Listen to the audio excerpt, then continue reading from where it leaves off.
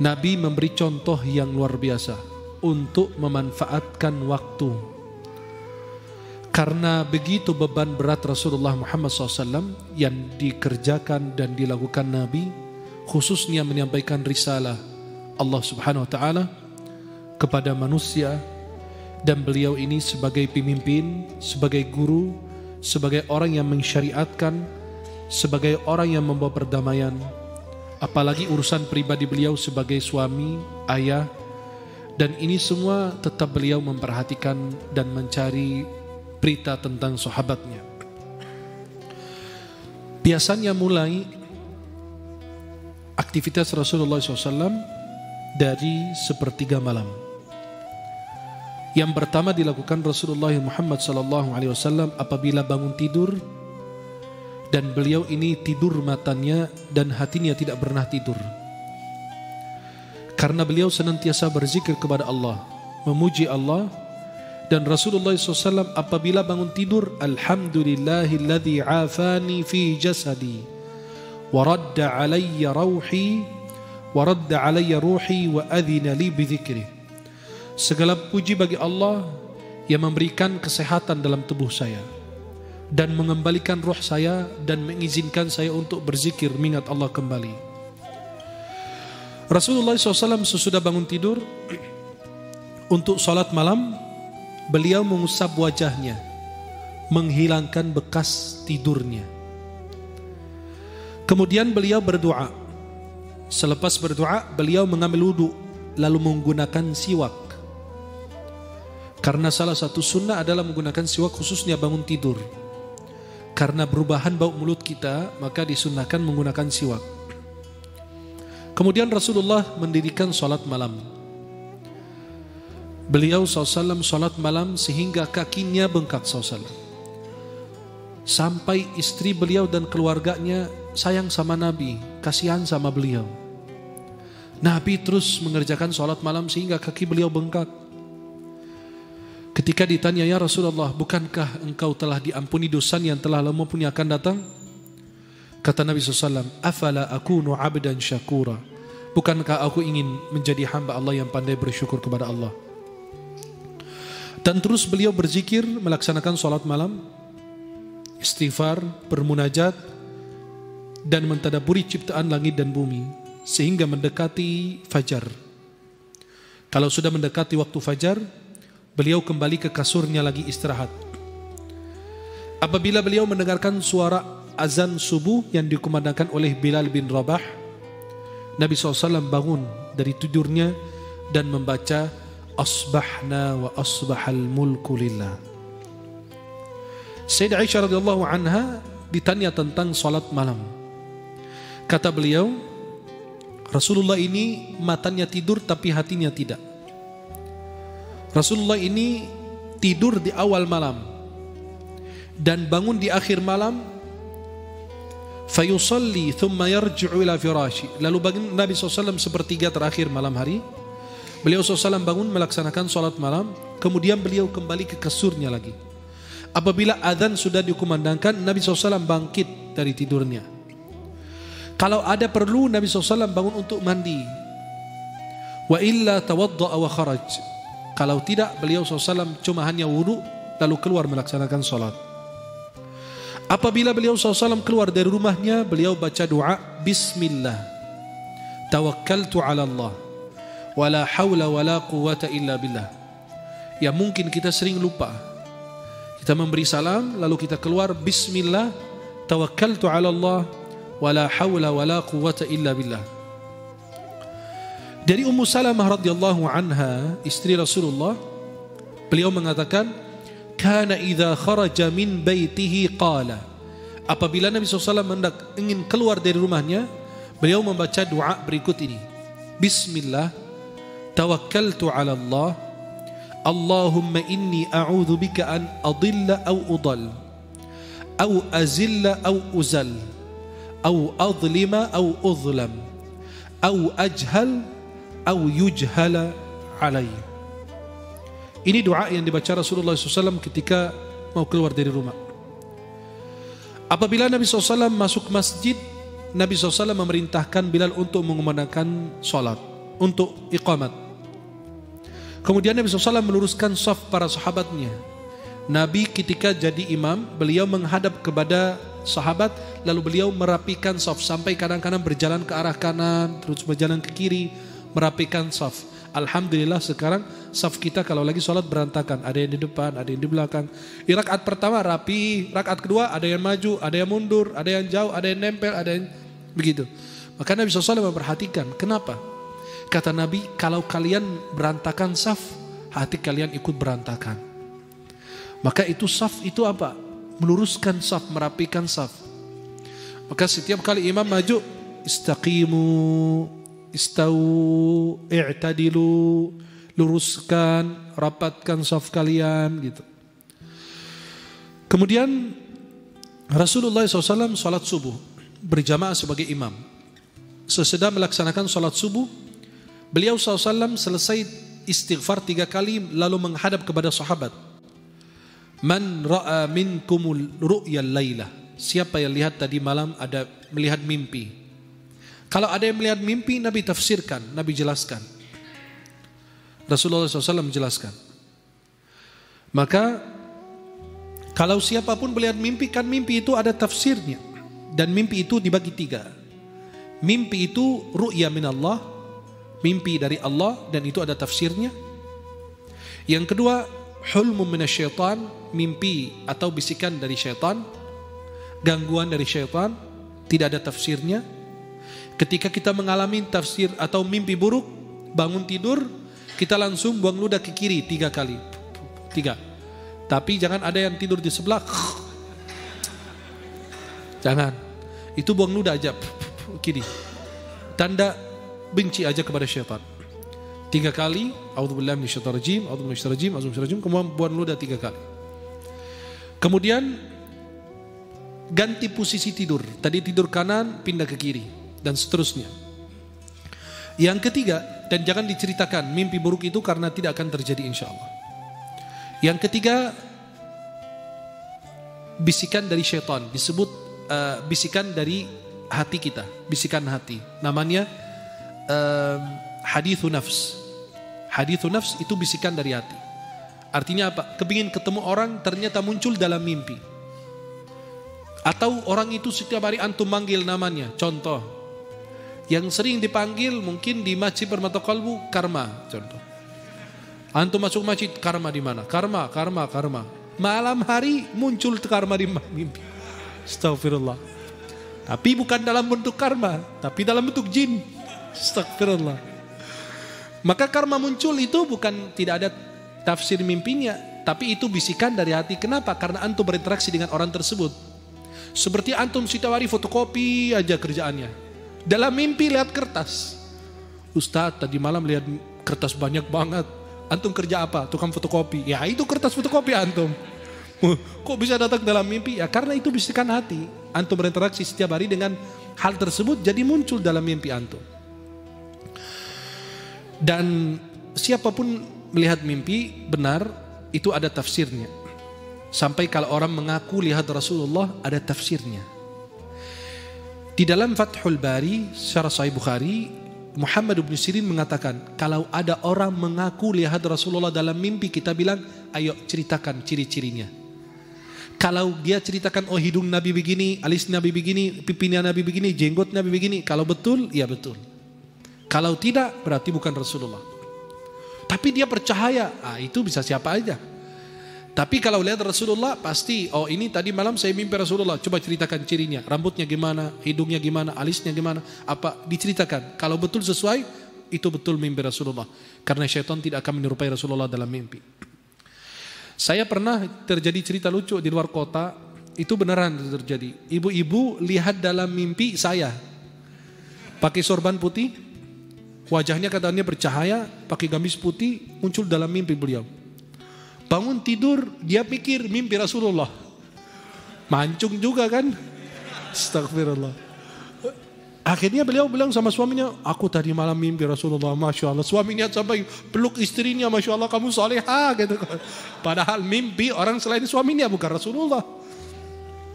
Ibu-ibu memang udah sepuh beliau.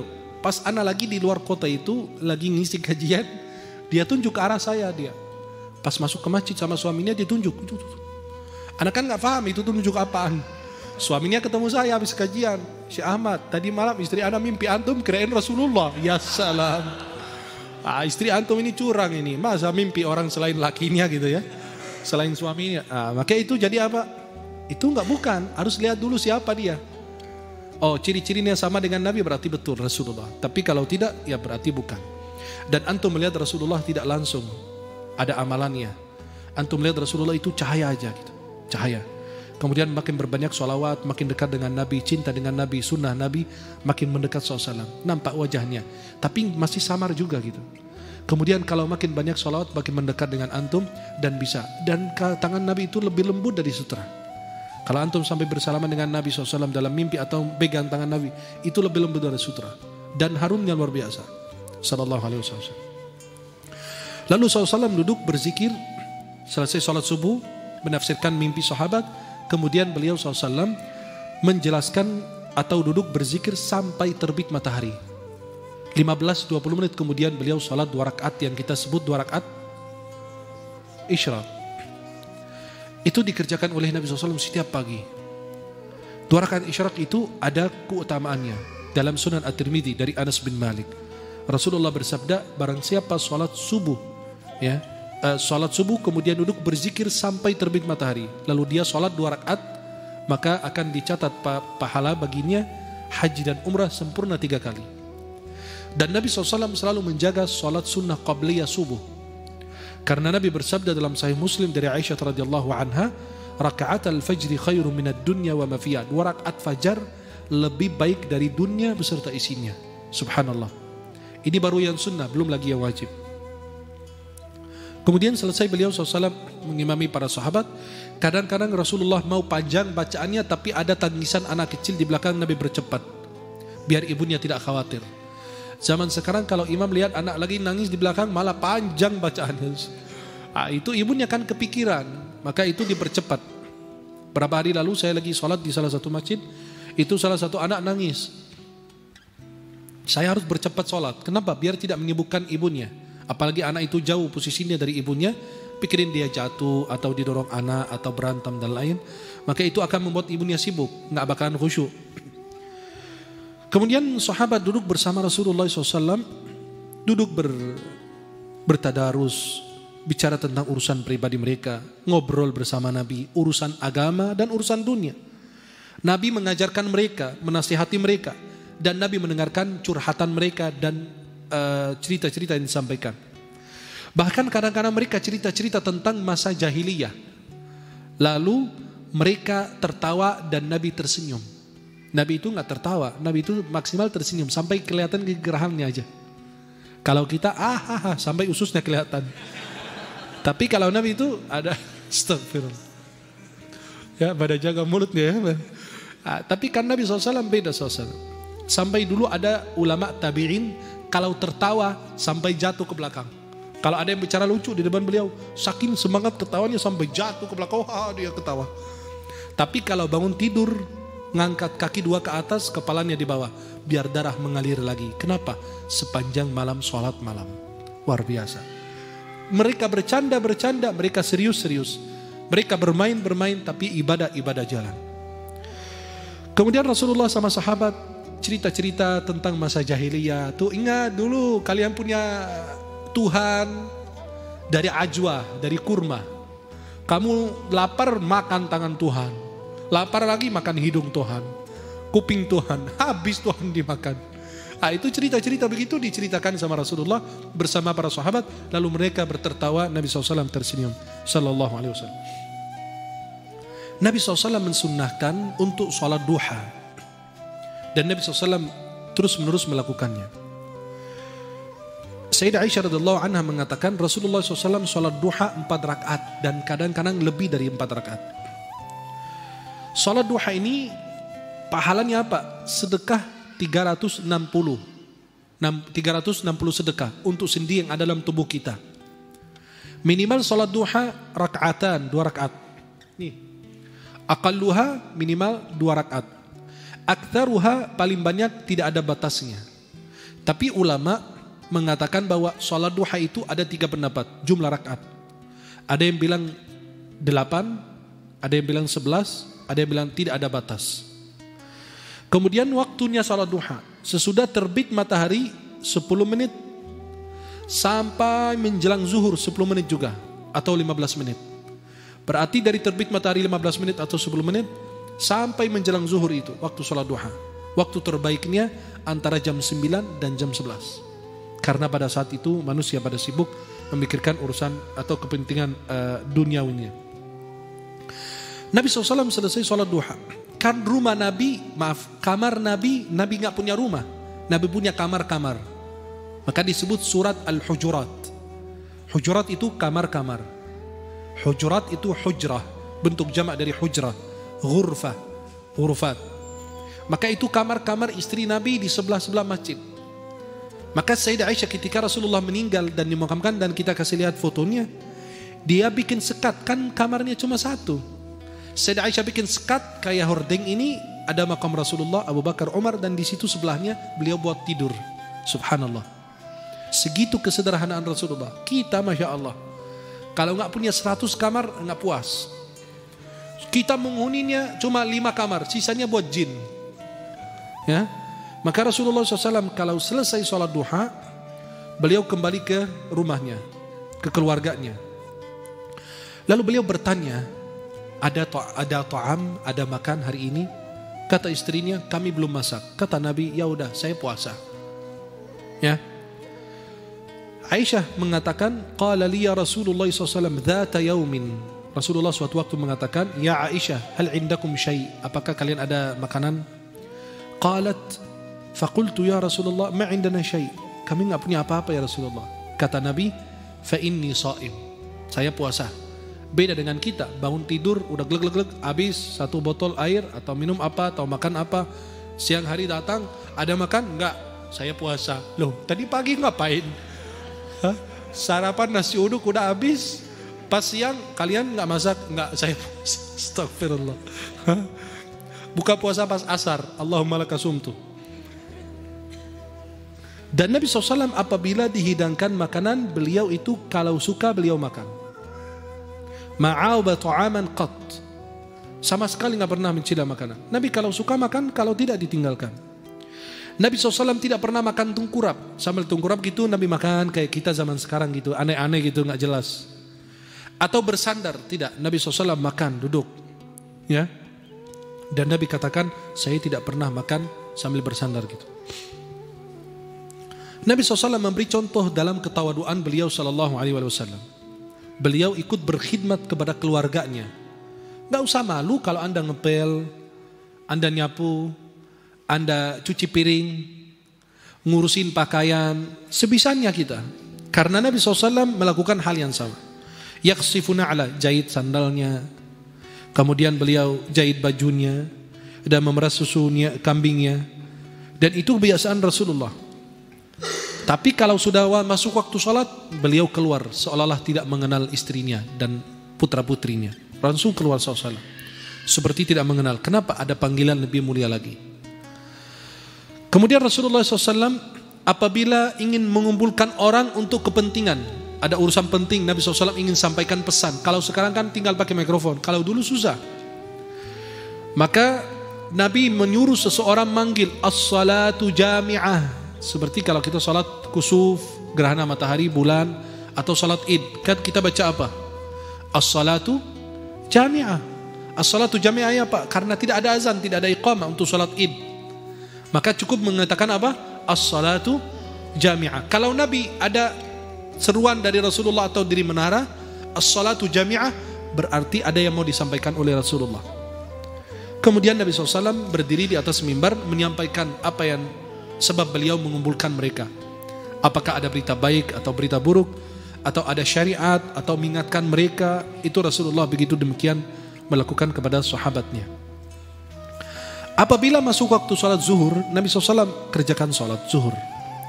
Dan beliau biasa rakaat pertama agak panjang, rakaat kedua dan ketiga dan keempat lebih pendek dibanding rakaat pertama. Biar orang bisa ikut sholat berjamaah dari awal takbiratul ihram atau rakaat pertama. biar tidak ketinggalan. Tapi alhamdulillah kita 23 rakaat 7 menit. Rasulullah SAW kana yutawwilu fi ar-rak'ati al-ula min salati adh-dhuhr wa yuqassiru fi ats-tsaniyah. Nabi salat zuhur itu rakaat pertama panjang, rakaat kedua itu lebih pendek. Wa kana yaqilu, Nabi SAW qailulah. Kalian mungkin pernah dengar qailulah. Qailulah itu tidur. Itu jadi khilaf ulama, tidurnya itu sebelum zuhur atau sehabis zuhur. Itu jadi khilaf. Yang saya pilih bahwasannya tidur itu sebelum zuhur. 10, 5, 10, 15 sampai 20 menit. Maksimal banget setengah jam. Itu sebelum zuhur. Antum tidur pada saat itu. Kata Nabi, qilu fa inna syaitan la yaqil. Qailulah, tidur pada siang hari karena syaitan tidak tidur. Kenapa qailulah? Nabi SAW qailulah karena Nabi ingin salat malam nanti. Qailulah itu waktu sebentar, itu 15 sampai 20 menit itu secara kesehatan sudah diteliti secara ilmiah. Itu memberi manfaat kepada tubuh kita. Maka orang yang mau begadang itu aman nanti. Bisa begadang, bisa salat malam, bisa baca kitab, bisa mengaji, bisa apa dan seterusnya. Tapi bukan qailulah